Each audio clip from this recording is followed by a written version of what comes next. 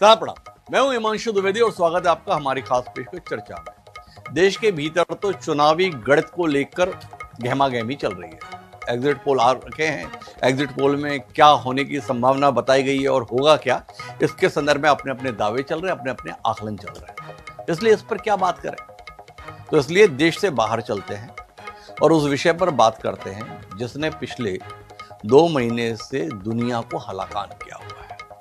America के राष्ट्रपति हैं डोनाल्ड ट्रंप, जिन्होंने में सत्ता में आने से पहले ये बताया था कि अमेरिका को लगातार जबरदस्ती अंतर्राष्ट्रीय राजनीति में घसीटा जाता है, अनावश्यक युद्ध अमेरिका के ऊपर थोपे जाते हैं, अमेरिका में जो लोग हुकूमत करते हैं वो खामखा अपने देश को युद्ध में फंसाते हैं और मैं आया तो ये सब बंद कर दूं।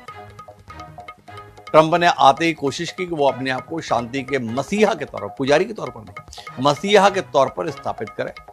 तमाम देशों में जो तनाव आते थे उनके बीच में वो अपना टांग, अपना हाथ, अपना सिर सब कुछ फंसाते थे और ये दावा करते थे कि ये युद्ध होना ही था, मेरे दखल ने युद्ध को रोक दिया। और अपनी उपलब्धियों का स्वयं प्रचार करते करते वो यहां तक आ गए, उन्होंने कहा कि मुझको तुरंत आपको नोबेल शांति पुरस्कार देना चाहिए। नोबेल पुरस्कार की शांति समिति ने ट्रंप के इस दावे को स्वीकार नहीं किया तो देवता शैतान हो गया मानो। तब से ट्रंप कारण खोज रहे हैं कि कहां पर युद्ध के हालात बने और उस युद्ध में वो अपनी भूमिका निभाए। तो पिछले 2 महीने से मिडिल ईस्ट उनके केंद्र में है। वेनेजुएला में जिस तरीके से उन्होंने सत्ता का हस्तांतरण किया, वो अघोषित रूप से वेनेजुएला पर कब्जा किया, अघोषित रूप से घोषित भी कह सकते हैं, क्योंकि एक बार तो उन्होंने अपने आप को वेनेजुएला का राष्ट्रपति भी घोषित कर दिया था। तो इसके चलते हौसले उनके बुलंद रहे और उन्होंने 47 साल से चले आ रही टकराहट को खत्म करने के उद्देश्य से ईरान पर धावा बोल दिया। इजराइल उनके साथ हमकदम था। 40 दिन युद्ध चला। युद्ध का कोई बहुत सार्थक नतीजा तो नहीं निकला। दावे होते रहे कि हमने ईरान को लगभग कर दिया, हम युद्ध जीत ही गए। जीतने के बीच खबरें आती रही कि अमेरिका सेना के तमाम वरिष्ठ अधिकारी हटाए जा रहे हैं, बर्खास्त किए जा रहे हैं। यह भी हमारी जिंदगी का पहला तजुर्बा था कि कोई देश युद्ध जीतने का दावा करे और उस युद्ध को जीतते हालात में जो सेना के प्रमुख अधिकारी हैं उनको बर्खास्त करे। हमने तो आज तक ये देखा था कि जब व्यक्ति कोई जीतता है तो उसे तरक्की दी जाती है, उसे पदोन्नति दी जाती है। हमने तो ये भी देखा युद्ध हारो तो भी माहौल बनाने के लिए पदोन्नति दे दी जाती है। ऑपरेशन सिंदूर के बाद पाकिस्तान में जनरल आसिम मुनीर के साथ यही तो हुआ कि वो फील्ड मार्शल हो गए। आंकड़े तो बताते हैं कि पाकिस्तान की बहुत पिटाई हुई थी, पर अमेरिका के संदर्भ में डोनाल्ड ट्रंप इस दावे के साथ। इतनी कहानी हम इसलिए बता रहे हैं कि 8 अप्रैल को युद्ध विराम हुआ है, 10 दिन के लिए युद्ध विराम था। ईरान ने युद्ध विराम की अवधि बढ़ाने के संदर्भ में कोई आग्रह नहीं किया, कोई अनुरोध नहीं किया, कोई विनय नहीं की, कोई गुहार नहीं लगाई। पर डोनाल्ड ट्रंप अपनी ओर से ही युद्ध विराम की अवधि को बढ़ा दिया। पहले 1 दिन के लिए बढ़ाए थे, अब अघोषित समय के लिए बढ़ा दिया। इन सबके बीच में वो समय पर दोनों प्रकार के बयान देते हैं। एक तरफ कहते हैं कि बस अब हमला करूंगा, निपटा दूंगा, फिर कहते हैं कि बस समझौता होने वाला है। अब ताजा जो आज हम बात कर रहे हैं वो ये है कि डोनाल्ड ट्रंप ने फिर सोशल मीडिया पे एक फोटो पोस्ट किया है जिसमें वो राइफल लिए हुए हैं। उन्होंने कहा है कि अब तूफान आने वाला है और ये रुकने वाला नहीं। खबर ये भी आई है कि अमेरिका के जो सैन्य अधिकारी, उन्होंने आज डोनाल्ड ट्रंप को एक प्रेजेंटेशन दिया जिसमें बताया कि अब की बार हम हाइपरसोनिक मिसाइल का इस्तेमाल करेंगे। छोटा हमला होगा लेकिन सटीक हमला होगा और ईरान नेस्तनाबूद हो जाएगा। तो एक बार फिर आशंका आ गई है कि युद्ध फिर से शुरू होने वाला है। अभी लोगों की जिंदगी मुहाल हो रखी है, तेल के दाम बेतहाशा बढ़ रहे हैं। भारत में तो चुनाव था, पेट्रोल 100 रुपए के आसपास में मिल रहा है। पड़ोसी मुल्क पाकिस्तान में 400 रुपए तक पहुंच गया। आज हमारे यहाँ का कमर्शियल सिलेंडर 993 रुपए बढ़ चुका है। अभी खबरें आ रही हैं कि बस अब हमारे यहाँ भी तेल के दामों में बढ़ोतरी कभी भी संभव है। तो इन सबके बीच में हमें जानने, समझने, बूझने की जरूरत है कि ये युद्ध फिर से शुरू होने वाला है, रुका रहने वाला है या पूर्णतः रुकने वाला है। तो इस जटिल विषय पर चर्चा के लिए हमारे साथ कुछ खास मेहमान हैं। हमारे साथ अशोक सज्जनहर साहब हैं। उनके अनुभव की भी इस समय पूरी जान ली जा रही है। उन्होंने 4 दशक से ज्यादा जीवन अंतर्राष्ट्रीय राजनीति को समझने और समझाने में लगाया है।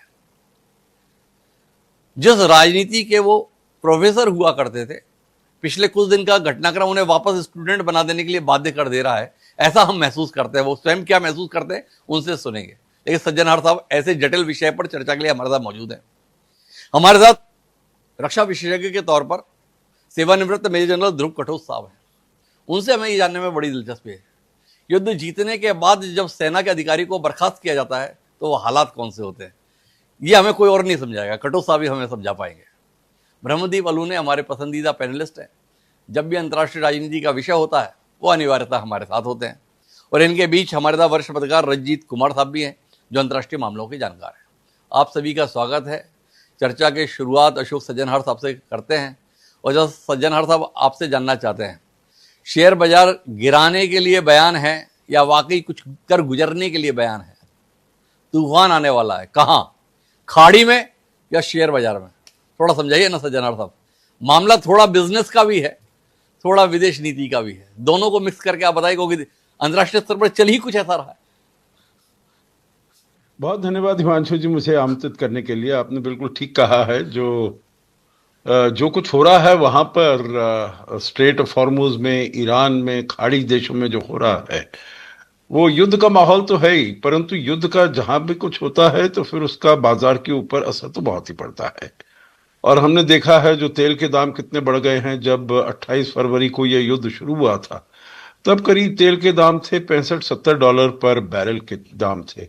आजकल 120 से ऊपर हो गए हैं।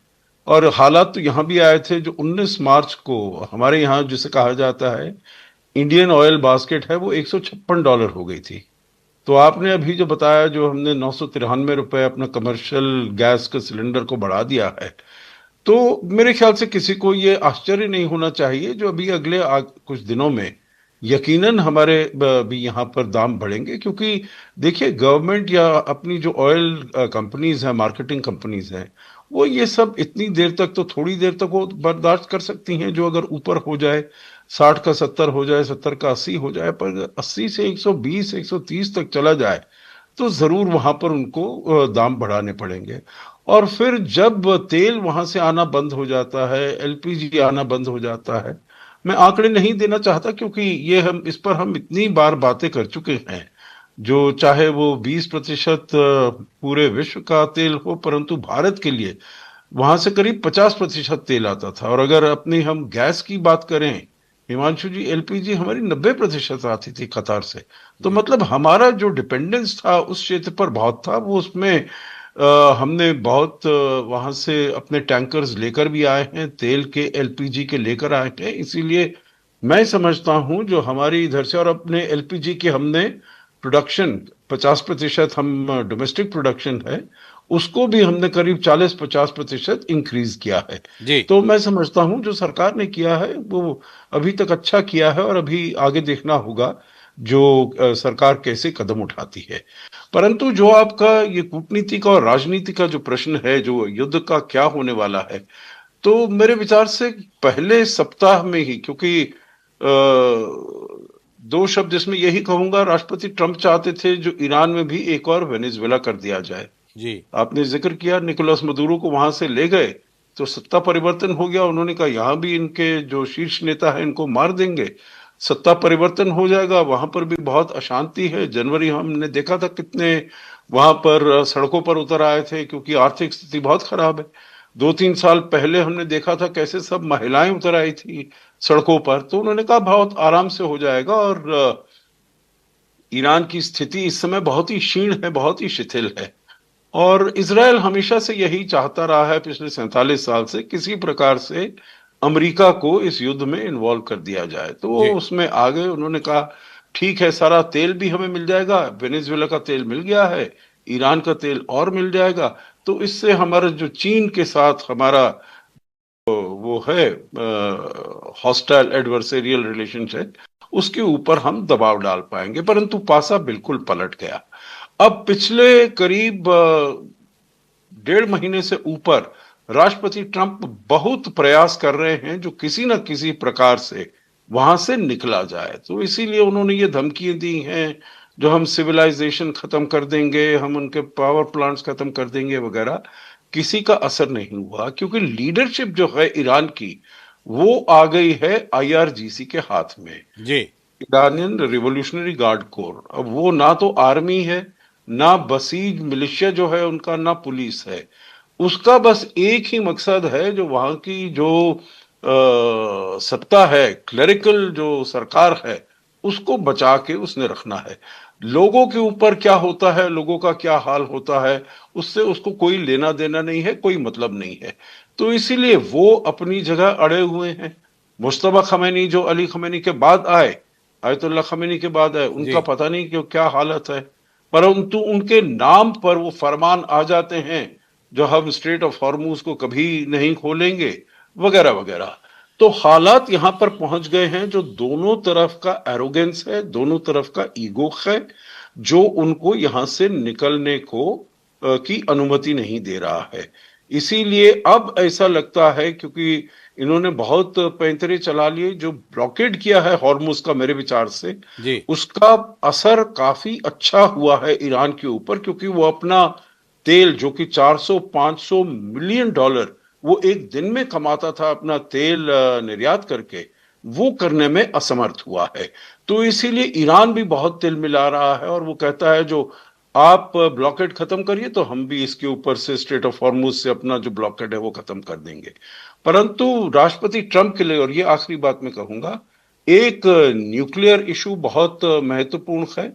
और मेरे विचार से अगर उनकी नेगोशिएशन थ्रू मीडिया नहीं होती है, जी। अगर टेबल पर बैठ जाते हैं, सीरियसली बात करना शुरू कर देते हैं, कुछ ना कुछ इसमें हल जरूरी निकल आएगा। ऐसी कोई बात नहीं है जो इतना पेचीदा मुद्दा नहीं है। और दूसरी बात है, जो को वो चाहते हैं, स्ट्रेट ऑफ हॉर्मुज तो है ही, परंतु उसके अलावा वो चाहते हैं जो अपने ये मिसाइल का जो इनके पास जखीरा है उसके ऊपर अंकुश लगाया जाए। वो मुश्किल है, परंतु फिर भी उसके ऊपर बातचीत हो सकती है। और जो ये प्रॉक्सीज इन्होंने बनाए हुए हैं, हिजबुल्लाह, हमास वगैरह वगैरह, हूती, इनके ऊपर कुछ अगर अंकुश लगाए, वो ईरान मानने वाला नहीं है। परंतु जो न्यूक्लियर इशू है उसके ऊपर यकीनन कुछ बात हो सकती है, और उसको लेकर राष्ट्रपति ट्रंप भी कह सकते हैं जो हमने जीत हासिल कर ली है। ईरान भी कह सकता है जो क्योंकि मैं हारा नहीं हूं, तो मैं जीत गया हूं इतनी सबसे बड़ी 40-50 दिन, तो ये तो मेरी जीत ही है। और अमेरिका का जो साख है पूरे विश्व में, वो इस युद्ध से बहुत नीचे हुई है। तो इसीलिए सभी कह सकते हैं जो हमने तो जीता है और इसको अच्छा खत्म सज्जन कर साहब, मैं एक बात जानना चाहता हूं आपसे। समझौते की गरज आपके अनुभव के अनुसार किसको ज्यादा है, ईरान को या डोनाल्ड ट्रंप को? एक दलील हम अपने कार्यक्रमों में पहले दे रहे थे कि 1 मई से पहले पहले सीनेट की मंजूरी की जरूरत है, उसका तोड़ तो उन्होंने निकाल लिया। 40 दिन बाद युद्ध विराम हो गया, इसलिए संसद के अनुमोदन की अब जरूरत नहीं है, आगे देखेंगे। तो जिसको हम ट्रंप कार्ड समझ रहे थे, ट्रंप के खिलाफ, उसकी तो हवा निकाल दी, जरूरत नहीं है, युद्ध विराम हो गया ना, नए सिरे से 60 दिन गिनना। तो आपसे जानना ये चाहता हूं कि समझौता तो तब होगा जब पहले गरज का पता चले। आपकी समझ किसकी गरज ज्यादा देख रही है? देखिए, यही दोनों साइड जो है, ईरान भी और अमेरिका भी, ये समझते हैं जो दूसरी साइड पहले ब्लिंक करेगी। क्योंकि ईरान समझता है अमेरिका के ऊपर बहुत जबरदस्त दबाव है। एक तो आर्थिक स्थिति का, वहां पर जो गैस है करीब $2 पर गैलन हुआ करती थी, अब $4.5 से ऊपर हो गई है।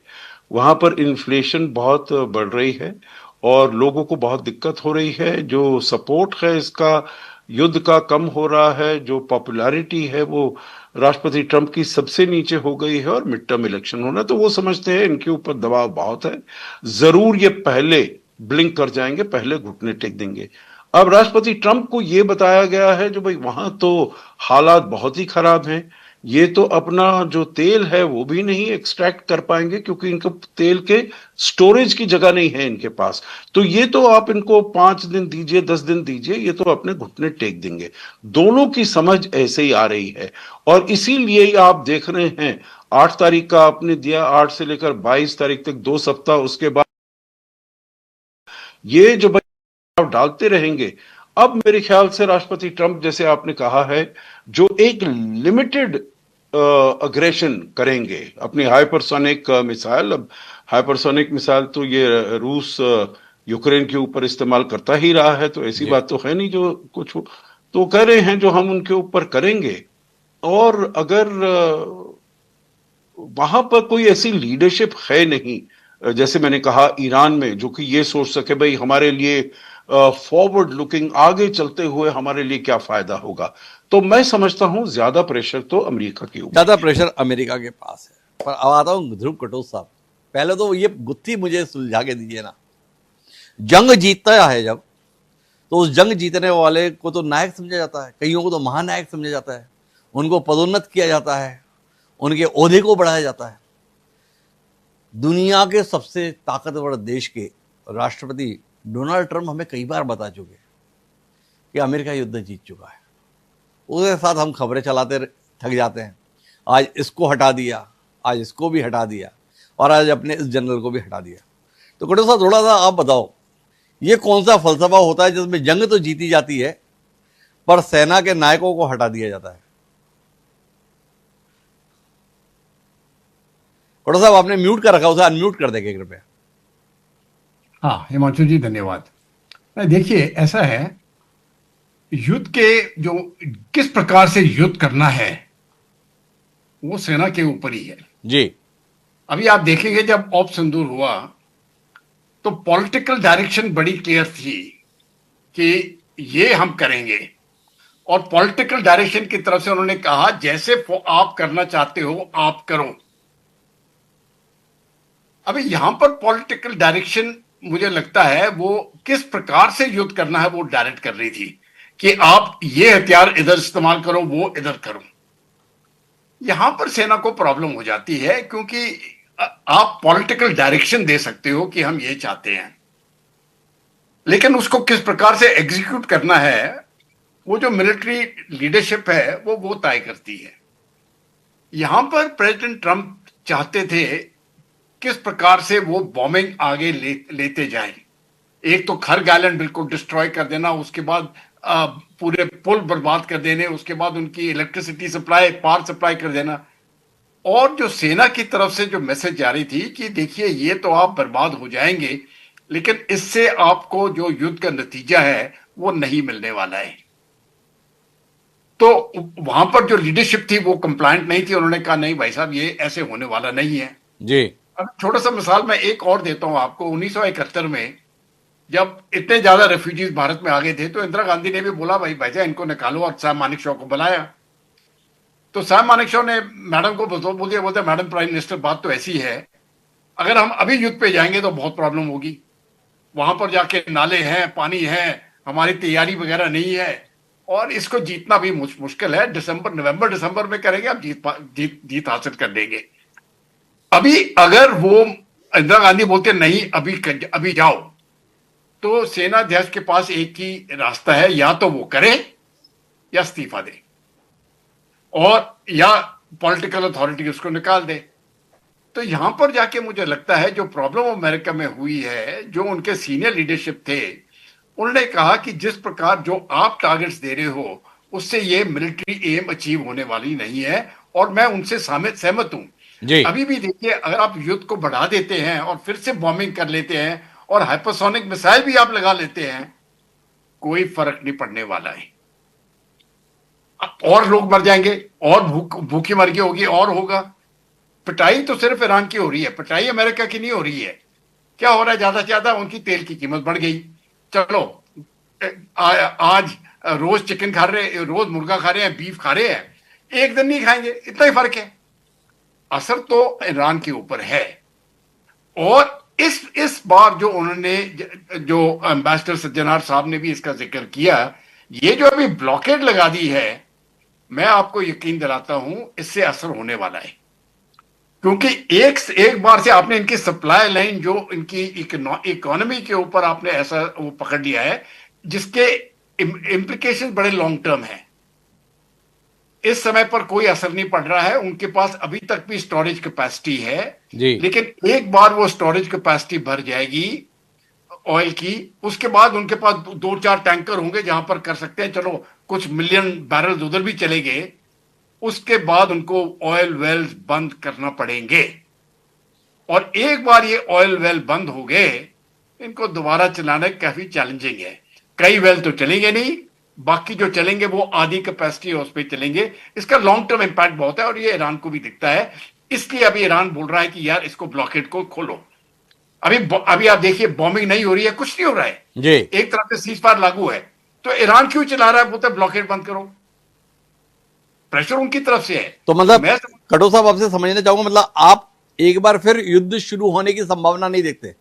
ब्लॉकेज के माध्यम से ही ईरान को झुका लिया जाएगा, क्या आपकी समझ ये मानती है? या एक बार फिर बम गिरेंगे, गोला बारूद का इस्तेमाल होगा, दुनिया में एक बार फिर आशंका के बादल मंडराने लगे? आपकी समझ क्या बोलती है? देखिए, मेरे मेरे अपने सोच विचार से जो प्रेसिडेंट ट्रंप करेगा कल, इसका तो मुझे लगता है प्रेसिडेंट ट्रंप को भी मालूम नहीं है ये तो सच्ची। लेकिन अगर आप स्ट्रेटजी के तौर पर चले तो मेरा मेरा मतलब ये है कि इस युद्ध को फिर से बॉम्ब करने से अमेरिका को क्या फायदा होगा? वो चलो मिसाइल फेंक दी 20, 40, 50, 60, 1000, 2000, हालत नहीं बदलेगी जमीन की। तो वो अगर वो चाहते हैं कि आप मिसाइल अटैक करें और ईरान की जनता फिर से उठ जाए और आईआरजीसी की जो कमांड है, जैसे एम्बेसडर साहब ने बिल्कुल सही बताया है, उसको सट्टा पलट हो जाए, तब बात अलग है। लेकिन वो होने वाला नहीं है। तो ब्लॉकेड जो है ये बहुत असर करेगा। मुझे लगता है ये धमकियां दे रहे हैं प्रेसिडेंट ट्रंप। तेल की कीमत बढ़ गई है, $126 चली गई। खुशखबरी ये है कि अब नीचे भी गिर गई, 110 तक चली गई है। लेकिन अगर इस प्रकार से चलता रहा, 126 तो चले जाएगा, ये 150, 200 तक भी जा सकता है। बहुत बुरी हालत हो सकती है, ये बहुत बुरी हालत हो सकती है। लेकिन कटो साहब का मानना है कि अब युद्ध दोबारा से शुरू करने से उतना फायदा नहीं है, बल्कि इस नाकाबंदी को बनाए रखने से शायद अमेरिका अपने लक्ष्य को प्राप्त कर सकता है। लेकिन मैं जानना चाहता हूं ब्रह्मदीप अलूने जी आपसे बिल्कुल अलग बात, युद्ध का कोई और परिणाम आया नहीं आया वो अलग बात, पर ओपेक टूट गया भाई। जो एक कार्टेल बना हुआ था, जो तय करता था दुनिया में तेल की कीमत रहेगी के, उसका एक बड़ा घटक यूएई, बहुत लोग इसे नहीं समझ पाते, संयुक्त अरब अमीरात, पर जब कहो कि दुबई अलग हो गया तो लोग समझ जाते हैं। दुबई अलग हो गया ऐसा खबर मिली। इसे अमेरिका की जीत के तौर पर देखे या अमेरिका की हार के तौर पर देखे? ये अमेरिका की शय पर हुआ या अमेरिका की मर्जी के बगैर हुआ? अलूने जी। डॉक्टर साहब बहुत धन्यवाद एक बार फिर एक अच्छी बौद्धिक चर्चा से जोड़ने के लिए। देखिए, दरअसल ट्रंप ने अमेरिकी विदेश नीति को सिर के बल खड़ा कर दिया है। और जब भी आप जो तय मापदंड है उससे कुछ अलग करते हैं तो फिर उसके बुरे परिणाम भी आ सकते हैं, उसके अच्छे परिणाम भी आ सकते हैं। जहां तक संयुक्त अरब अमीरात का, तो देखिए वो उसको अंततः ट्रंप की जीत के तौर पर देखा जाना चाहिए, क्योंकि ओपेक के अस्तित्व को तो अमेरिका ने कभी पसंद किया ही नहीं है। और डॉक्टर साहब आपको याद होगा कि अमेरिका में एक शेल क्रांति आई थी करीब 1-1.5 दशक पहले, जिसमें जो है अमेरिका में ही खनिज संसाधनों से और इससे तेल निकालने का एक प्रक्रिया शुरू हुई थी। और उसके बाद तेल के दाम अचानक गिरने लगे थे, तो उसके खिलाफ सऊदी अरब खड़ा हो गया था। अब आप सोचिए कि दुनिया में जो एक तो लगभग चौथा धनी देश है संयुक्त अरब अमीरात, सऊदी अरब के साथ कदम ताल मिलाकर चलता था, फिर सऊदी अरब से अलग उसने अपने रास्ते को बना लिया। देखिए, जब सऊदी अरब और जो संयुक्त अरब अमीरात है दोनों एक साथ अमेरिका के साथ हुआ करते थे, अब सऊदी अरब की भूमिका संदिग्ध हो गई है। तो ऐसे में यदि इनमें फूट पड़ती है और संयुक्त अरब अमीरात अमेरिका के साथ होता है, तो इसको भी ट्रंप की जीत के तौर पर देखा जाना चाहिए। अब जबकि ओपेक टूटा है तो निश्चित तौर पर एक अलग रास्ते पर संयुक्त अरब अमीरात जाएगा है। ये अंततः ट्रंप को फायदा पहुंचाएगा, क्योंकि यहां पर मैं एक चीज और देख रहा हूं डॉक्टर साहब। देखिए, जैसे ही ओपेक से अलग हुआ उसके कुछ दिनों पहले संयुक्त अरब अमीरात के कुछ आला अधिकारियों ने भारत की यात्रा भी की थी। और आपको याद होगा कुछ समय पहले I2U2 नाम का एक संगठन बना था, जिसकी सुगबुगाहट बहुत चल रही थी, अमेरिका, संयुक्त अरब अमीरात, इजराइल और भारत। अब आप देखिए कि सऊदी अरब, टर्की और पाकिस्तान के एक साथ होने से तो संयुक्त अरब अमीरात जो है वो थोड़ा सा आशंकित महसूस कर ही रहा था। अब दूसरी बात यह भी हुई कि संयुक्त अरब अमीरात जो है वो इस बात से भी नाराज था कि ईरान ने सबसे ज्यादा हमले किए और उस पर सऊदी अरब इतना खामोश क्यों रहा। तीसरी बात यह है कि इतना धनी देश होने के बावजूद भी संयुक्त अरब अमीरात जो है वो सऊदी अरब के छाया तले दबा हुआ महसूस कर रहा था हमेशा। तो इसमें बहुत नुकसान ही नुकसान था। तो अब जबकि संयुक्त अरब अमीरात अलग हुआ है ओपेक से, तेल के दामों पर निश्चित तौर पर इसका फर्क पड़ने वाला है। इसका फायदा सीधा अमेरिका को होगा और ये ट्रंप की मंशा के अनुकूल है ऐसा होना। और ट्रंप दूसरी की बात, मंशा के अनुकूल आकलन है अलूने जी का। लेकिन रंजीत कुमार साहब मेरे साथ में है। रंजीत जी, आप नहीं मानते कि ओपेक से यूएई का बाहर आना युद्ध की अवधि को लंबा कर देगा, अंतर्राष्ट्रीय दबाव को कम कर देगा। अभी तो युद्ध जल्दी खत्म हो या युद्ध आगे ना बढ़े, इसमें सबसे बड़ा कारण ये बोलते हैं कि तेल के दाम बहुत बढ़ रहे हैं, गैस के दाम बहुत बढ़ रहे हैं, पूरी दुनिया परेशान है। खबरें आ रही हैं कि फ्लाइट ग्राउंडेड हो जाएंगी। खबर ये आ रही है यूरोप में बस इतने दिन का तेल बचा है। भाई अब तो एक देश बाहर निकल गया और लोग कह रहे हैं इसके कारण से तेल के दाम गिरेंगे। दाम गिरेंगे तो तेल मिल जाएगा। आप क्या कहते हैं कि इसका बाहर निकलना इस युद्ध को लंबा खिंचवा देगा? देखिए, ओपेक के अंदर की राजनीति का जो असर पड़ रहा है खाड़ी के युद्ध पर। देखिए, ओपेक के जो महत्वपूर्ण सदस्य हैं सऊदी अरब और संयुक्त अरब अमीरात। सऊदी अरब का ओपेक पर एक तरह से प्रभुत्व रहा है। सऊदी अरब तेल की कीमतों को निर्धारित करने में महत्वपूर्ण भूमिका निभाता रहा है। उसकी कोशिश हमेशा यही रहती है कि तेल की कीमतें हमेशा ऊंची रहे और इसके लिए सदस्य देशों के बीच जो उत्पादन का कोटा निर्धारित किया जाता है, सऊदी अरब के सभी देश अपने यहाँ से तेल उत्पादन करें। अब संयुक्त अरब अमीरात पर यदि कोटा लागू किया जाता है तो उसका कोटा बहुत कम पड़ता है और उसके तेल जो निर्यात की जो स्थिति रहती है उसे एक तरह से उसके राजस्व में कमी आती है। अब जब तेल के दाम जब बढ़ने लगते हैं तो निश्चित तौर पर सऊदी अरब को फायदा होता है और सऊदी अरब की कोशिश यही है कि किसी तरह जो तेल के दाम है वो बढ़ते रहें। और अमेरिका भी कहीं कहीं किसी न किसी नजरिए से जरूर ये सोच रहा है कि देखिए, अमेरिका की तेल कंपनियों को सबसे ज्यादा फायदा इस युद्ध से हो रहा है। जो तेल के दाम बढ़ते हैं तो अमेरिका की तेल कंपनियों को फायदा बढ़ने लगता है। और अभी हाल में अमेरिकी राष्ट्रपति ट्रंप ने बड़े शर्मनाक तरीके से स्वीकार किया कि हमारी तेल कंपनियों को तो फायदा हो रहा है। हम जो है अमेरिका फर्स्ट की जो नीति है, अमेरिका युद्ध से चाहे पूरी दुनिया तबाह हो जाए लेकिन अमेरिका को फायदा हो रहा है। अमेरिका फर्स्ट की पॉलिसी कितनी सक्सेसफुल हो रही है, वो जो मागा है, मेक अमेरिका ग्रेट अगेन, उसको ये बताना चाह रहे हैं। लेकिन जो मेक अमेरिका ग्रेट अगेन के जो समर्थक लोग हैं वह तेल के बढ़ते दामों से उन पर की मार उन पर भी पड़ रही है। जिस तरह से अभी मैजर सज्जनार ने बताया कि तेल के दाम जो $2.5 से $4.5 तक पहुंच गए, तो अमेरिका में भी जो महंगाई की स्थिति है वो खराब होती जा रही है। जो उपभोक्ता सामान्य महंगे होते जा रहे हैं, तो उसका असर अब उसके असर से अमेरिकी राष्ट्रपति ट्रंप काफी चिंतित हो रहे हैं क्योंकि अब नवंबर में मिड टर्म पोल होने वाला है अमेरिका में और वो चाहते हैं कि जल्दी से जल्दी हालात जो है स्थिर हो जाएं। तब पर रंजीत जी, आपको नहीं लगता कि ये मिड टर्म पोल ही है जो ईरान के मसले पर ट्रंप को नतीजे पर नहीं पहुंचने दे रहा? ट्रंप इसमें एक समझौता परस्त राजनेता के तौर पर नहीं बल्कि एक विजेता के तौर पर अपने आप को प्रस्तुत करना चाहते हैं। क्या आप मानते हैं कि ये मिड टर्म पोल ही दरअसल ट्रंप को युद्ध में बनाए हुए हैं? नहीं, आप सही कह रहे हैं। देखिए, 8 अप्रैल को जब संघर्ष विराम सीज़फायर का ऐलान किया गया था, उस समय दोनों ओर से प्रस्ताव लाए गए थे। अमेरिका ने 21 सूत्रीय प्रस्ताव दिया था, ईरान ने 10 सूत्रीय प्रस्ताव दिया और इसके बाद जिस तरह से एक झटके में अमेरिकी राष्ट्रपति का बयान आया कि अब ईरान के प्रस्ताव पर बातचीत हो सकती है, तो उससे यह संदेश गया कि अमेरिकी राष्ट्रपति तुरंत कोई ना कोई समझौता कर लेना चाहते हैं। तब जाकर के अमेरिकी राष्ट्रपति, जिनका सनकीपूर्ण एक तरह से रवैया हम देखते रहे हैं, उन्हें समझ में आया कि अरे उनकी छवि तो बहुत खराब हो जाएगी कि हम हार गए ईरान के समक्ष। उन्होंने तुरंत पैतरा बदला और ईरान का जो परमाणु जो कार्यक्रम है उसका मसला बड़े जोर शोर से पेश किया। अब हालात दोनों ओर से काफी जटिल होते जा रहे हैं। अमेरिका का जो राजनीतिक नेतृत्व है और जो सैन्य नेतृत्व है उसमें मतभेद साफ नजर आ रहे हैं। ईरान का जो सैनिक नेतृत्व है, ईरानियन रिवोल्यूशनरी गार्ड, और जो राजनीतिक नेतृत्व है ईरान के राष्ट्रपति पेजेस्कियान के नेतृत्व में, तो इनमें भी आपस में मतभेद चल रहे हैं।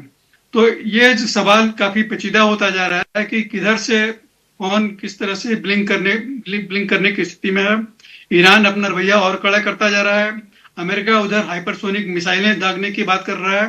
देखिए, हाइपरसोनिक मिसाइलें बोलने में बहुत खतरनाक लगती हैं, इसका असर बाकी मिसाइलों जैसा ही हो सकता है, क्योंकि इसकी गति केवल तेज होती है और इसमें जो विस्फोटक सामान होते हैं उसका असर उतना ही होगा जितना दूसरी मिसाइलों से हो सकता है। तो हो सकता है कि इससे 2-3 इमारतें ईरान की गिर जाएं। तो हमें ईरान को इन हाइपरसोनिक मिसाइलों की चिंता नहीं है। ईरान में बहुत तबाही हो चुकी है, ईरान तबाही झेल चुका है। अब अमेरिका उसका कितना और नुकसान करेगा। ईरान इस बात को समझ रहा है कि अमेरिका भी किसी तरह समझौते की कोशिश में। मैं वापस सज्जनार साहब आपके पास आना चाहता हूं। पक्ष केवल 3 देश नहीं है, इजराइल, ईरान और अमेरिका। 2 और देशों की भूमिका को लेकर हमें चर्चा करनी चाहिए, और आप जैसा अंतर्राष्ट्रीय राजनीति का जानकार मौजूद है तब तो यह बात बहुत जरूरी हो जाती है। चीन और रशिया के संदर्भ में आपसे समझना चाहते हैं। होर्मुज पर नाकेबंदी है, ईरान अपना तेल नहीं बेच पा रहा या भेज नहीं पा रहा, पर इस तेल का सबसे बड़ा खरीदार तो चीन ही बताया जाता है। चीन इतनी आसानी से इस नाकाबंदी को स्वीकार कर रहा है या इसमें कुछ और आप देख पा रहे हैं जो शायद हम सामान्य तौर पर नहीं महसूस कर पा रहे। पुतिन से मुलाकात करके आए ईरानी विदेश मंत्री। तो कुल मिलाकर चीन और रशिया, इनकी सक्रियता और इनकी भूमिका पर कुछ रोशनी आपसे मिल पाई हमें इस कार्यक्रम में? जी जरूर हिमांशु जी, बहुत ही महत्वपूर्ण प्रश्न आपने किया है जो चीन और रूस के ऊपर इसका क्या प्रभाव है। और आपने ये कहा जो चीन क्यों एकदम चुपचाप बैठा हुआ है। मेरे विचार से इतना चुपचाप नहीं बैठा हुआ है, क्योंकि चीन का और रूस का दोनों के अलग अलग मत हैं, इसमें अलग अलग इंटरेस्ट हैं, हित हैं, और इसीलिए उनके जो बिहेवियर है, एक्शन है। तो अगर मैं बहुत ही जल्दी इसको थोड़ा सा बोलने का प्रयास करूंगा जी। तो एक तो ये कहा जाता है जो जब ईरान ने ये मध्यस्थता पाकिस्तान की स्वीकार की और फिर उसके बाद सीज फायर वगैरह भी जब हुआ, तो ये बैकग्राउंड में चीन की वजह से ही हुआ है। क्योंकि अगर चीन नहीं कहता ईरान को तो वो बिल्कुल भी इसके बारे में मानने वाला नहीं था। आपको याद होगा जो कितनी राष्ट्रपति ट्रंप कितना चाहते थे इस सीज फायर को, तभी उन्होंने 8 तारीख को ये कहा, जो आसिम मुनीर, पहले उनका नाम लिया, और शहबाज शरीफ, उनकी रिक्वेस्ट आई है मेरे पास, और इसीलिए उनकी रिक्वेस्ट को देखते हुए मैं ये 2 सप्ताह का जो सीज फायर है, और उसके बाद जब इसको इंडेफिनिट उन्होंने कहा तब भी कहा जो ये पाकिस्तान की रिक्वेस्ट आई है। तो मतलब ये पाकिस्तान की रिक्वेस्ट तो वैसे वो मानने वाले नहीं थे, परंतु उनको अपनी गरज थी, अपनी जरूरत थी जो वो इसमें चाहते थे। अब जहां तक चीन का है तो चीन के संबंध ईरान के साथ बड़े अच्छे हैं। चीन अमेरिका के साथ अपने संबंधों को इतना खराब नहीं करना चाहता, क्योंकि अभी 14-15 मई को राष्ट्रपति ट्रंप ने वहां जाना है। चीन के संबंध Saudi Arabia, United Arab Emirates, इन सब देशों के साथ बड़े अच्छे हैं। तो चीन जरूर सहायता कर रहा है ये ईरान की। वो कहते हैं जो भी मिसाइल्स हैं, जो भी ये ड्रोन्स वगैरह है, काफी हद तक ईरान ने अपने आप डेवलप किया है, परंतु काफी हद तक चीन का भी इसमें बहुत सहायता की गई है। परंतु सबसे ज्यादा जो सहायता की गई है वो उनकी इंटेलिजेंस ने की है। जो मतलब जितना एक्यूरेटली वो वार कर पाए हैं, चाहे वो इजराइल के ऊपर ड्रोन से या फिर गल्फ स्टेट्स के ऊपर, तो वो चीन की इंटेलिजेंस के बिना वो इसको नहीं कर पाते। परंतु फिर भी वो सामने नहीं आना चाहता है, और उसने ये भी बोल दिया है जो स्ट्रेट ऑफ हॉर्मुज को जल्दी खोलना चाहिए।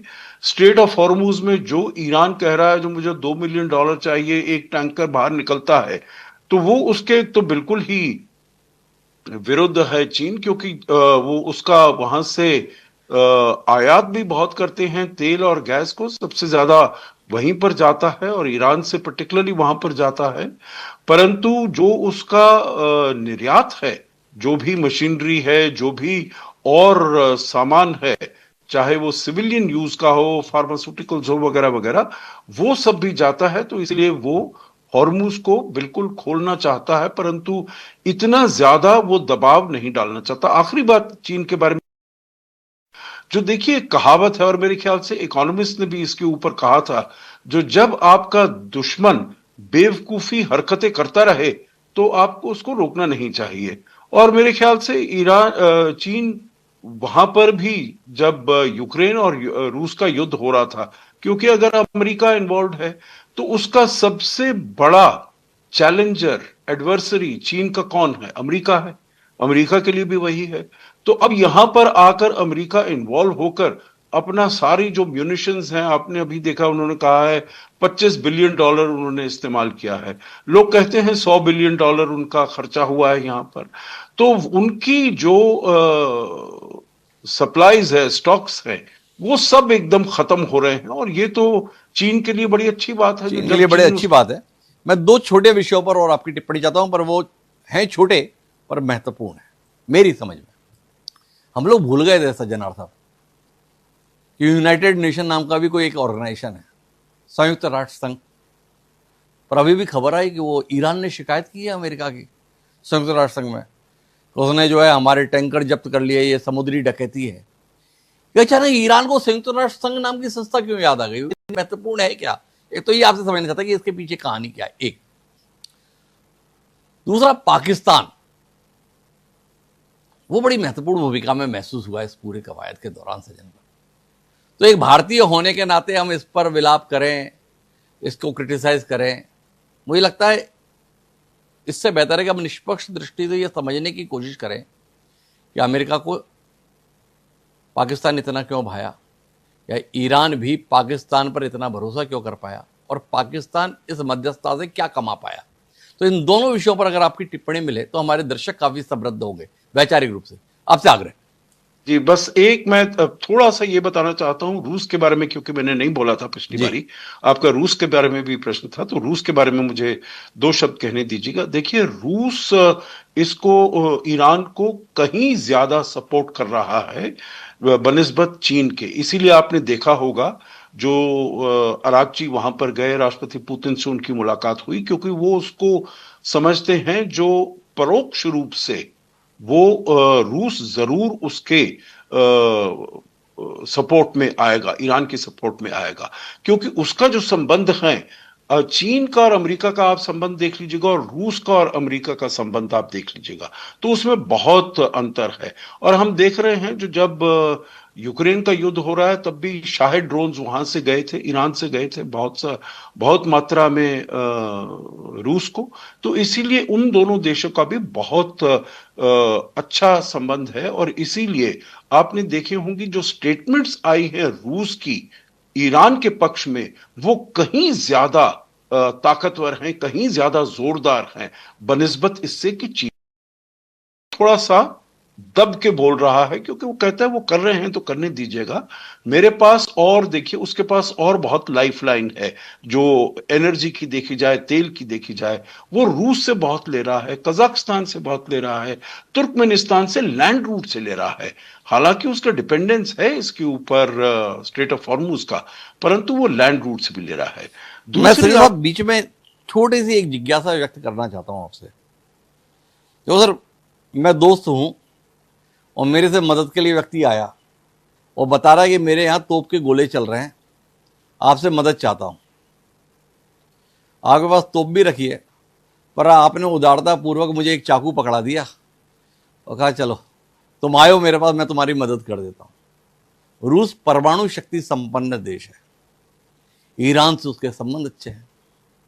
रूस वाकई वैसी मदद कर रहा है जो मदद ईरान को निर्णायक रूप से इस युद्ध में मदद कर सकता है? आपसे जानना चाहूंगा कि मेरे ख्याल से वो डिप्लोमेटिक, मॉरल, पॉलिटिकल सपोर्ट दे रहा है जितना भी वो दे सकता है। आपको तो ये मालूम है जो उसने जब उसको जरूरत थी उसने ड्रोन्स ईरान से लिए हैं। उसको जब जरूरत थी कुर्स्क में, जब यूक्रेन ने आकर 1,500 स्क्वायर किलोमीटर टेरिटरी ले ली थी, उसने करीब 10-12 हजार सैनिक जो थे वो उसने नॉर्थ कोरिया से मंगाए थे। तो मतलब उसकी हालत भी, ये जो युद्ध चल रहा है हिमांशु जी, वो 4 साल से ऊपर युद्ध चल रहा है, तो उसके ऊपर भी बहुत दबाव है। वो भी इसको जीतने में, वो भी बमबारी, जैसे जनरल ध्रुव कटोच साहब बोल रहे थे, बहुत बमबारी की है उसने भी ये यूक्रेन की, परंतु फिर भी वो बिल्कुल ही इंच बाय इंच आगे निकल पाया है। और उसके यहां पर भी आप देखिए, कल हमने देखा है, चाहे वो पर्ल में हो या और जगह पर हो, कितनी उसकी रिफाइनरीज के ऊपर, कितनी पाइपलाइंस के ऊपर कितना हमले हो रहे हैं।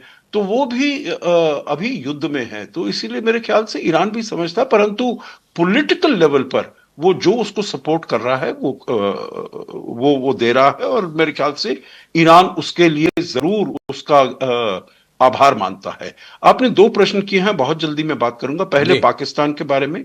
देखिए, हमारे यहां पर यह होता है, जो भाई पाकिस्तान हमसे बाजी मार गया है, उसमें हमें बिल्कुल भी, इसमें पिछली बारी जब आपके प्रोग्राम में थे तो ऐसे ही बिल्कुल नहीं देखना चाहिए। देखिए, पाकिस्तान की और भारत की कोई तुलना हो ही नहीं सकती। कहां पर, देखिए 2000 के आसपास पाकिस्तान से भारत की जो अर्थव्यवस्था थी करीब 3-4 गुना ऊपर थी। अब हम 11 गुना ऊपर हैं। वो फाइनेंशियल एक्शन टास्क फोर्स में पूरी दुनिया जानती है, जो वहां से आतंक निकलता है, वहां से आतंक पनपता है। अगर आप यूएन सिक्योरिटी काउंसिल की 1267 कमेटी में देखिए, आधे से ज्यादा नाम वहां पर आतंकियों के हैं, वो पाकिस्तानियों के हैं। आधे से ज्यादा ऑर्गेनाइजेशंस हैं, वो पाकिस्तानी हैं। और जो भारत को, चाहे वो हर साल G7 में जाते हैं, हम G20 के मेंबर हैं, तीसरी चौथी सबसे बड़ी अर्थव्यवस्था है, अभी भी फास्टेस्ट ग्रोइंग मेजर इकोनॉमी है। तो देखिए, तुलना करना बिल्कुल भी वाजबी नहीं होगा भारत और पाकिस्तान का। लोग कहते हैं फिर से हाइफनेशन हो गया है। मैं बिल्कुल नहीं मानता हूं, हाइफनेशन की कोई गुंजाइश ही नहीं है। भारत कहां पर ऊपर है, भारत का जो अपना वो है स्टैंडिंग है पूरे विश्व में। अब जहां तक ये आपने पूछा, जो क्यों इतने प्रिय हो गए आसिम मुनीर उनके राष्ट्रपति ट्रंप के, तो देखिए, जैसे अभी उन्होंने कहा था, राष्ट्रपति ट्रंप क्या करते हैं, क्या सोचते हैं, जो नॉर्मल ह्यूमन बीइंग्स, मॉर्टल्स के लिए वो जानना थोड़ा मुश्किल है। परंतु उन्होंने 2-3 चीजें हैं। एक, उनको क्रिप्टो करेंसी के लिए, अपने परिवार के लिए इन्वेस्टमेंट चाहिए। वो स्टीव विटकॉफ, जैरेड कुशनर, वो सबको अपना लगाना, उनको उन्होंने उनके लिए खोल दिए हैं, दरवाजे खोल दिए हैं। क्रिटिकल मिनरल्स उन्होंने कहा है जो हमको चाहिए, उन्होंने कहा आइए बलूचिस्तान में। वो तो एज अ सेल्समैन ले गए, उनको लिए सैंपल्स ले गए। तो देखिए, अपनी पर्सनल जो बेनिफिट है वो ये देखते हैं। और तीसरी बात है, जो उनको मालूम है, जो अगर पाकिस्तान मीडिएटर के रूप में आता है, तो जो हम पाकिस्तान को कहेंगे वो उसको मना नहीं कर पाएगा, और जो हम कहेंगे उसी वही बात, उसी लकीर पर वो चलेगा। वो आखिरी बात आपने कही, जो भाई ये ईरान क्यों मान गया है। देखिए, ईरान के पास और कोई ऑल्टरनेटिव ही नहीं था, और कोई अपेक्षा नहीं थी। जो उसने सभी, जो मिडिल ईस्ट के जो खाड़ी के देश हैं, सभी पर बमबारी की है। अभी अलूनी साहब बोल रहे थे, सबसे ज्यादा बमबारी, इजराइल से भी ज्यादा बमबारी उसने यूनाइटेड अरब एमिरेट्स की है। सऊदी पर, तुर्की पर, अजरबैजान, कुवैत, बहरीन, कतार, ओमान, सब पर बमबारी की है। तो किसको वो एज अ मीडिएटर करता। पाकिस्तान को इसने प्रपोज किया, और चीन के साथ भी पाकिस्तान के संबंध अच्छे हैं, ईरान के संबंध चीन के साथ अच्छे हैं। उन्होंने कहा ठीक है, परंतु फिर भी उनकी पेपर्स में, मीडिया में आपने देखा होगा, बहुत आवाजें उठकर आ रही हैं, जो पाकिस्तान एक इम्पार्शियल मीडिएटर काम में नहीं है। आखिरी चीज आपने जो पूछी यूनाइटेड नेशंस के बारे में, देखिए, यूनाइटेड नेशंस का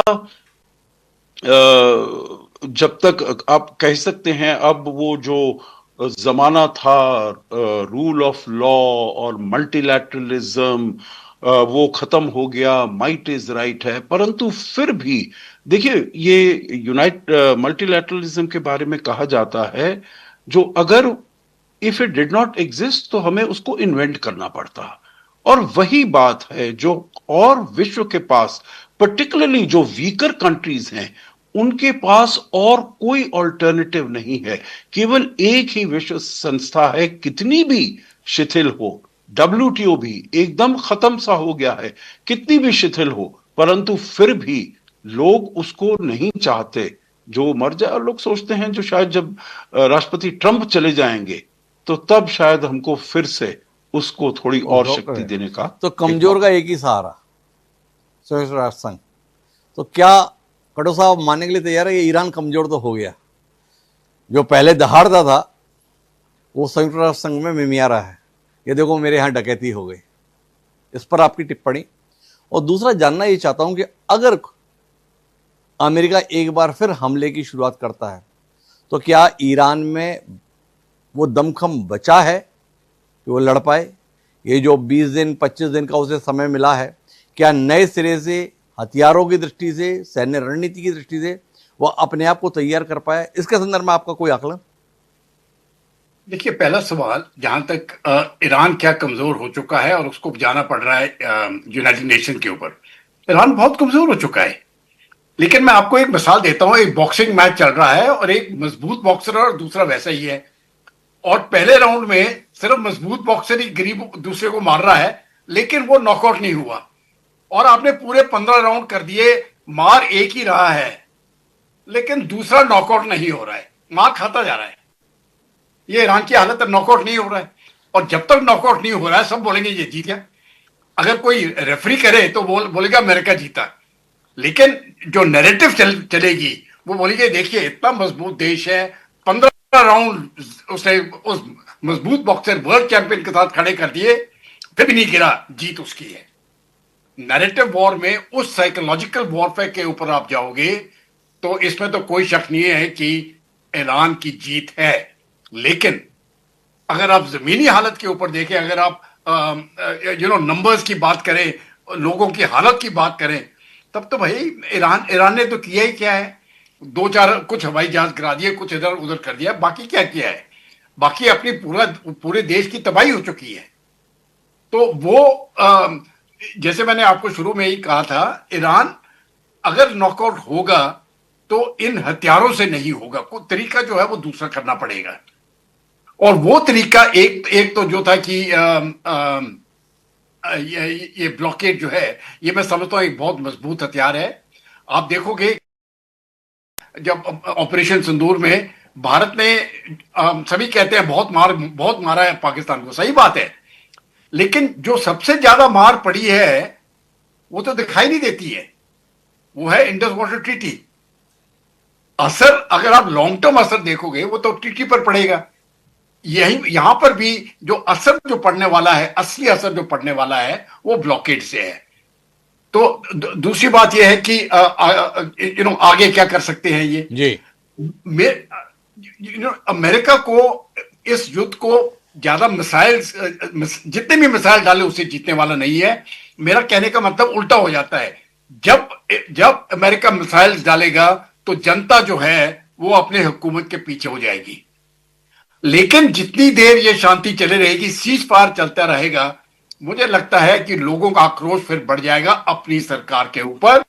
और उनमें एक बार अगर उनमें हिम्मत आ गई IRGC के विरुद्ध लड़ने की, वो सत्ता चेंज हो जाएगा।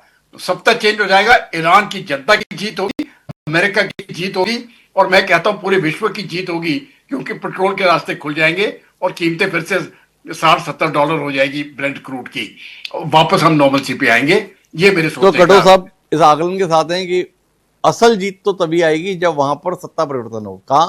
अमेरिका नहीं, ईरान।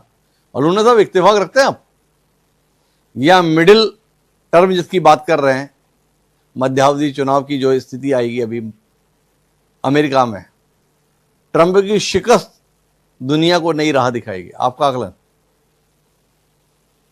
देखिए डॉक्टर साहब, एक बात तो है कि दो बेहद खराब कूटनीति वाले लोग एक दूसरे के सामने हैं। मतलब अमेरिका को नहीं ले खराब कूटनीति, लेकिन ट्रंप की तो खराब कूटनीति है, और दूसरे ईरान की तो कोई कूटनीति है ही नहीं। वो विध्वंस पर अट्टहास लगाते हैं, क्यों लगाते मुझे कभी समझ में नहीं आता। कटो साहब ने बहुत शानदार तरीके से समझाया। बहरहाल देखिए, ट्रंप जो है वो दक्षिण पंथियों की पहली पसंद है, और वहां के दक्षिण पंथी लोग इजराइल के साथ खड़े होना बर्बाद होने के बावजूद, नुकसान होने के बावजूद पसंद करते हैं। और इसी कारण से ट्रंप जो है वो हार जाएंगे ऐसा नहीं सोचा जा सकता, क्योंकि ट्रंप पर जो हमला हुआ, मतलब ट्रंप एक ऐसे किरदार है जो अपने को बचाए रखते हैं और बनाए भी रखते हैं। तो हो सकता है कि वह मजबूती से उभर कर आ भी जाए। जहां तक सवाल ईरान का है, तो डॉक्टर साहब देखिए, ईरान की चीजें जो है वो कहते ना कि सिर बुलंदी पर और पैर कब्र में। मतलब आप ऊपर तो देख रहे हैं लेकिन आपका हश्र क्या होगा कुछ पता नहीं है। जो खबरें आ रही है उसमें वहां की जो राजनीतिक विभेद बहुत सामने आ रहे हैं कि पेजेश्कियान जो है वो विदेश मंत्री को शक की दृष्टि से देखने लगे हैं और पेजेश्कियान को लगता है कि वो रिवोल्यूशनरी गार्ड की भाषा जो है वो अराक्ची वापरने लगे। तो ये जो जब भी जहां पर भी सैन्य शासन होता है वहां पर बहुत स्थायित्व होता नहीं है, उनके बीच विद्रोह होने की संभावनाएं भरपूर होती है। और रिवोल्यूशनरी गार्ड के लोग जिस प्रकार से मारे जा रहे हैं, नेतृत्व पर जो हमला हो रहा है, तो इसमें टूट फूट होगी ही। तो इस प्रकार से ईरान में आने वाले समय में टूटने की संभावना मुझे दिखती है। तो ईरान के टूटने की संभावना देख रहे हैं। मैं आखिरी टिप्पणी के लिए रंजीत साहब आपके पास आता हूं और आपसे जानना चाहता हूं, आपकी दृष्टि अब आगे क्या देख रही है? जो हालात हैं अभी लंबे समय तक ऐसे हालात बने रहेंगे, बयान आते रहेंगे, बयान जाते रहेंगे, युद्ध फिर शुरू नहीं होगा, समय आने के साथ कोई एक पक्ष टूटेगा जिसके संदर्भ में आकलन है कि ईरान टूटेगा। आप इससे इत्तेफाक रखते हैं? देखिए, अमेरिका भी बंदर गुड़की दे रहा है, ईरान भी बंदर गुड़की दे रहा है। अब देखना यह है कि दोनों देशों के बीच का जो शीर्ष नेतृत्व है, राजनीतिक के बीच तनाव पैदा हो गया है। देखिए, उधर अमेरिका में जिस तरह से राष्ट्रपति ट्रंप अपने जो विदेश मंत्री हैं, जो रक्षा मंत्री हैं, इनको सीधे बातचीत जो वार्ता चल रही है ईरान के साथ, सीधे तौर पर उन्हें शामिल नहीं कर रहे हैं। अपने दामाद को, अपने व्यवसायिक सहयोगी को, तो उनका भरोसा अपने खास निजी मंत्रियों पर नहीं है, उनका भरोसा अपने परिवार के सदस्य और अपने साथियों पर है। उसी तरह ईरान में भी जो ईरानियन रिवोल्यूशनरी गार्ड है, उसका जो नेतृत्व है वो राजनीतिक वर्ग के जो कुछ लोग हैं, जो राष्ट्रपति पेजेश्कियान के सहयोगी हैं, उन पर वो भरोसा नहीं कर रहे हैं। तो ये जो हालात चल रहे हैं काफी पेचीदा है। अब इसमें इसका नतीजा यह है कि ईरान अपना रुख और कड़ा कर रहा है, उधर अमेरिका अपना रुख और कड़ा कर रहा है। तो अमेरिका हो सकता है इस बीच ईरान को संदेश देने के लिए, दुनिया को संदेश देने के लिए एक आध हाइपरसोनिक मिसाइल गिरा दे और फिर वो ईरान को डराने की कोशिश करे। ईरान को डराने की कोशिश करे। तो हम कुल मिला के बातचीत के निचोड़ पर पहुंचे तो ईरान के पास जीतने के हालात नहीं। अमेरिका युद्ध को कितने बेहतर तरीके से खत्म कर पाता है, अब संघर्ष इस बात का है। रक्षा विशेषज्ञ के तौर पर प्रोफेसर साहब का कहना है कि जो नाकेबंदी है ये अमेरिका को मनवांछित परिणाम दे सकती है। सज्जन अर्दाव इत्तेफाक रखते हैं कि ट्रंप अपनी जमावट के साथ ही समाधान चाह रहे हैं और चूंकि ईरान में एक स्थिर नेतृत्व का अभाव है, इसलिए उन्हें लक्ष्य तक पहुंचने में दिक्कत आ रही है। कुल मिलाकर ऊहापोह की स्थिति बनी हुई है, पर फिर भी चर्चा का निष्कर्ष ये निकल कर आता है, एक बार फिर पूर्ण युद्ध के हालात तो नहीं है, बयानबाजी है। बयानबाजी के बीच ही समय लगेगा लेकिन समाधान निकलेगा। उस समाधान का हमें इंतजार रहेगा। अगर हालात बदले तो फिर आप लोगों को याद करेंगे। इसी आग्रह के साथ आप सबका बहुत बहुत धन्यवाद हमारे साथ इस चर्चा का हिस्सा बनने के लिए। आज के इस कार्यक्रम में इतना है। तो अब मुलाकात सोमवार को चुनाव परिणाम के साथ। चुनाव परिणाम जो भी आएगा उस पर बात करेंगे, सोमवार को मुलाकात करेंगे। अब मुझे इजाजत दीजिए।